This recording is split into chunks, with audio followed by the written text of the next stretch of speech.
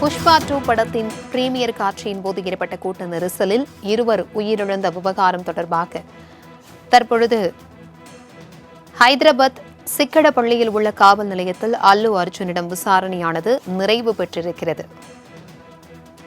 இதுகுறித்தான கூடுதல் விவரங்களுடன் எம்முடைய சிறப்பு செய்தியாளர் ஜீவபாரதி இணைப்பில் இருக்கிறார்.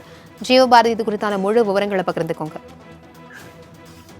புஷ்பா 2 படத்தினுடைய சிறப்பு காட்சியானது டிசம்பர் 4ஆம் தேதி ஒளிபரப்பப்பட்டிருந்துச்சு. அதுல கடுமையான ஒரு ரசிகர்கள் கூட்டம் அங்க சூழ்ந்திருந்த சமயத்துல அல்லு அர்ஜுனாவுடைய அந்த ஒரு மிக முக்கியமான ரசிகை அந்த அந்த நிகழ்வின் போது உயிரிழந்திருந்தாங்க சம்பவ இடத்திலேயே. குறிப்பிட்ட தொடர்பான விஷயங்கள் தொடர்ச்சியாக விவாதிக்கப்பட்டிருந்த நிலையில அரசியல்லையும் மிகப்பெரிய ஒரு சர்ச்சை பேசும் பொருளாக அது மாறி இருந்துச்சு.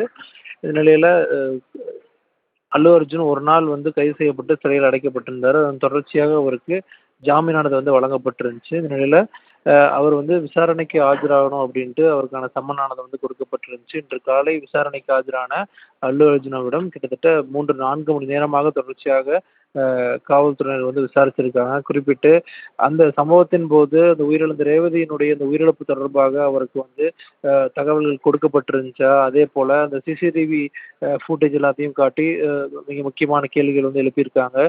அங்கிருந்த ஏசிபி மற்றும் டிசிபி ஆகியோர் இந்த சம்பவம் தொடர்பாக அவர் திரையரங்கில் இருந்த காலகட்டங்களில் வெளியில் நடந்த சம்பவம் தொடர்பாக அவருக்கு சரியான முறையில் விளக்கங்கள் அளிக்கப்பட்டிருந்துச்சு உள்ளிட்ட பல விஷயங்கள் அவர்களுக்கு கேள்விகளாக முன்வைக்கப்பட்டிருக்கு.